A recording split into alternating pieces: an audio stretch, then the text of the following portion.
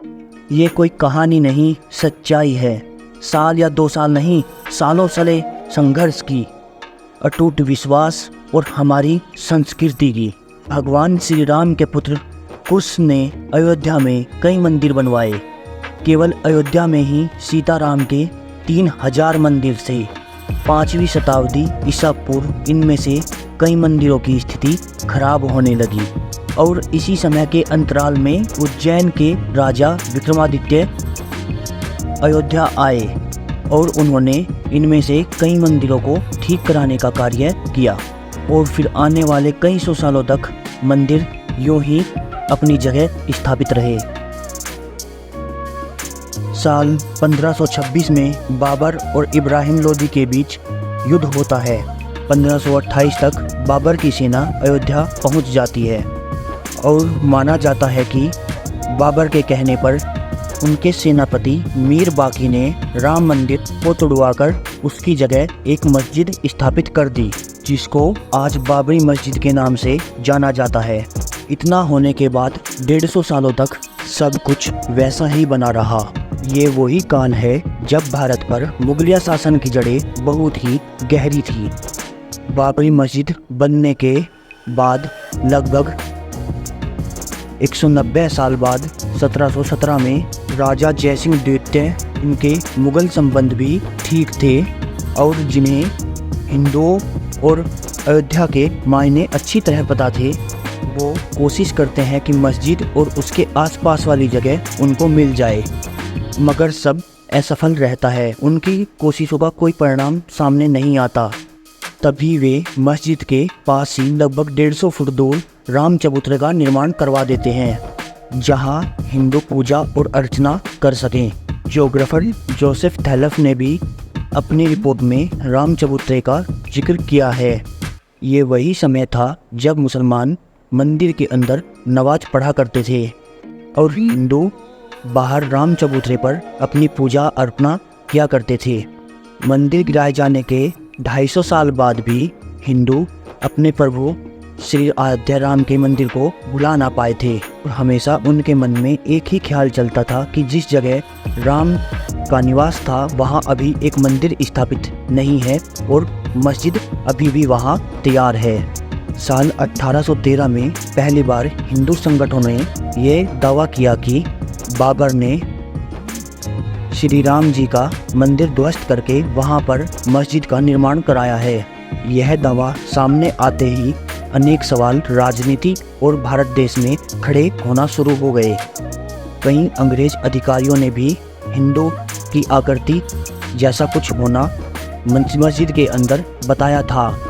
साल 1838 में Montgomery Martin ने एक रिपोर्ट में यह बताया कि मस्जिद में जो भी पिलर हैं वह मंदिर से ही लिए गए हैं। रिपोर्ट सामने आने के बाद काफ़ी हंगामा होना शुरू हो गया। हिंदुओं के दावे के बाद अब विवादित ज़मीन पर नमाज ही नहीं बल्कि एक पूजा भी होना शुरू हो गई। इससे अयोध्या का माहौल और तनावपूर्ण हो गया।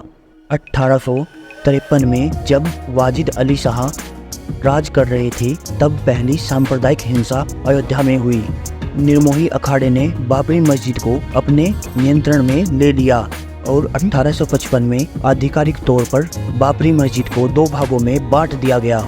मुसलमानों को मस्जिद में प्रवेश की इजाज़त 1855 के बाद मिली, पर अब हिंदुओं का अंदर जाना मना हो गया था और तभी हिंदुओं ने मस्जिद से 150 दूर बनाए चबूतरे पर अपनी पूजा करना शुरू कर दिया।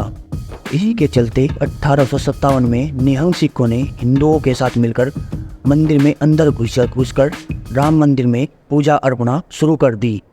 आज से कुछ 138 साल पहले 1885 में ये मामला पहली बार अदालत पहुंचा। तब निर्मोहित अखाड़े के महंत राम रघुवर दास ने राम चबूतरे पर छतरी लगाने का कार्य किया। उन्होंने कोर्ट में भी अर्जी डाली, जिसे कोर्ट ने ठुकरा दिया।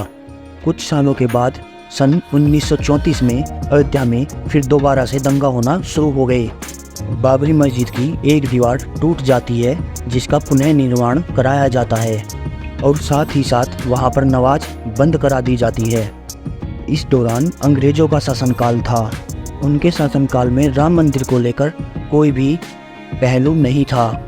ना तो कोई हिंदू संघ इतना मजबूत था, ना ही मीडिया और ना ही धार्मिक संगठनों की इतनी मजबूत पकड़ थी।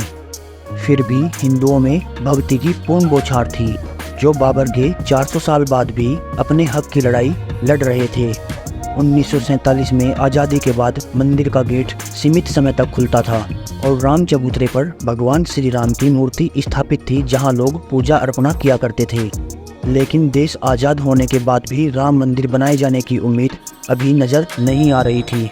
फिर 1949 में कुछ ऐसी घटनाएं हुई जिन्होंने लोगों को हैरान कर दिया।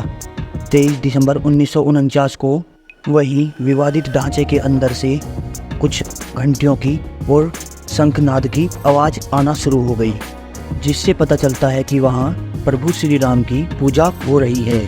हिंदू पक्ष दावा करता है कि रात में अचानक से प्रभु श्री राम की मूर्ति मंदिर के अंदर प्रकट हो गई। वहीं मुसलमान पक्ष कहता है कि मूर्ति को रात के अंधेरे में मंदिर के अंदर रखा गया है। घटना के बाद दोनों पक्ष के लोग वहां जुट जाते हैं और मामला बहुत गंभीर हो जाता है। वहां के मजिस्ट्रेट के नायर को प्रधानमंत्री की ओर से आदेश दिया जाता है कि मूर्ति को वहां से हटाया जाए। इस आदेश पर मूर्ति साहब हाथ खड़े कर देते हैं और अपना इस्तीफा सरकार को डाल देते हैं, और इस्तीफे के साथ में वह सरकार को एक सलाह भी देते हैं कि मूर्ति को हटाने के बजाय मूर्ति के सामने एक जालीनुमा गेट लगा दिया जाए। जवाहरलाल नेहरू को यह सलाह पसंद आती है और वो यह आज्ञा पालन करने का आदेश सुना देते हैं। साथ ही वह नायर साहब का इस्तीफा भी लेने से मना कर देते हैं। 1950 में हिंदू महासभा के वकील गोपाल सिंह फैजाबाद जिला अदालत में एक अर्जी डालते हैं। वह अर्जी में रामलला की पूजा का अधिकार मांगते हैं और आगे आने वाले 35 सालों तक हिंदू पक्ष व सुन्नी वक्फ बोर्ड दोनों ही पक्ष विवादित ढांचे को अपने पक्ष में करने का अदालत में एक नोटिस डालते हैं, मगर कुछ भी बदलाव नहीं होता। 1976 में साइट को पहली बार एक्सक्वेट किया जाता है, जिस पर आगे चलकर के मोहम्मद ने यह भी बताया है कि मस्जिद के अंदर जितने भी पिलर्स हैं वह सब मंदिर से मैच करते हैं। वे यह भी बताते हैं कि 11th और 10th सेंचुरी में जो मंदिर के पिलर थे उन्हीं को मस्जिद बनाने में यूज़ किया गया है। और साल 1980 में बीजेपी के सामने आने के बाद राम मंदिर को लेकर बहुत ही हद तक चीज़ें बदलने लगती हो जाती हैं। सभी हिंदू संघ और बीजेपी साथ मिलकर कोशिश करते हैं कि राम मंदिर आंदोलन में थोड़ी सी तेजी आ जाए।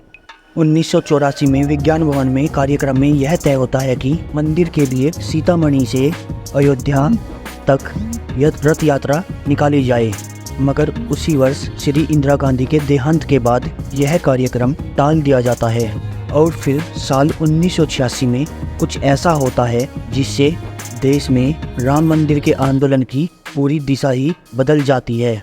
शाबानो के केस के जजमेंट के बाद देश के मुसलमान भड़क जाते हैं।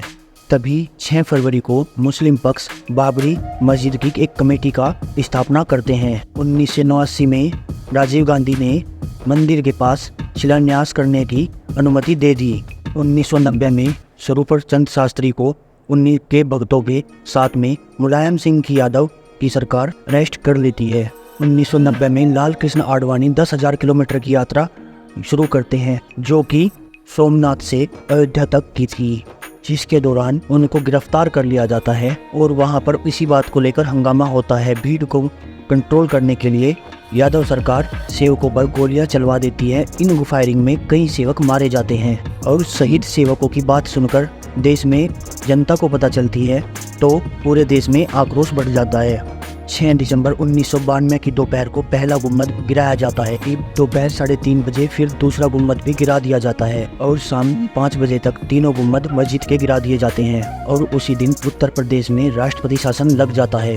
कल्याण सिंह ने अपने पद से इस्तीफा दे दिया और इसके बाद चले दंगों में लगभग 1000 भक्तों ने शहीदी प्राप्त की। मुंबई में हुए सांप्रदायिक दंगों में भी लगभग 900 लोगों की जान चली गई और न जाने कितने लोगों ने देश के अलग अलग हिस्से में राम मंदिर की लड़ाई के लिए अपने प्राण समर्पित कर दिए। देश में इतना कुछ घटने के बाद भी देश की अदालत ने लगभग 6-7 सालों तक इस मामले पर शांति बनाए रखी। जब 90 के दशक में भाजपा दोबारा केंद्र में आई तब राम मंदिर के हिंदू संगठन फिर से सक्रिय हो गए। भर में चल रहे राम मंदिर के मामलों को एक जगह इकट्ठा किया गया और वह था इलाहाबाद हाई कोर्ट। 1993 में 67.7 एकड़ के अधिग्रहण का अध्यादेश जारी किया। साल 2002 में हाई कोर्ट में दोबारा मस्जिद और मंदिर की सुनवाई की गई। 2003 में आर्कियोलॉजिकल सर्वे ऑफ इंडिया को इसकी जांच करने की अहम भूमिका दी गई। इस कमेटी ने यह साफ कर दिया कि मस्जिद के नीचे बहुत कुछ हिंदू तत्व और बहुत कुछ हिंदू ढांचे मिले हैं, जिससे यह प्रमाण होता है कि कभी यहाँ पर मंदिर स्थापित था।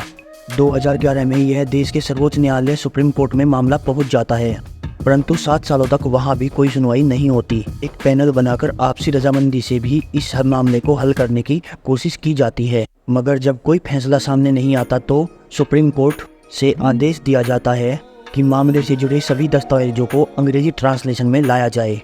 2019 तक सभी की सुनवाई इस मामले पर पूरी हो जाती है और 9 नवंबर 2019 में सुप्रीम कोर्ट से यह फैसला सुनाया जाता है कि विवादित ज़मीन राम जन्मभूमि ट्रस्ट को दे दी जाए।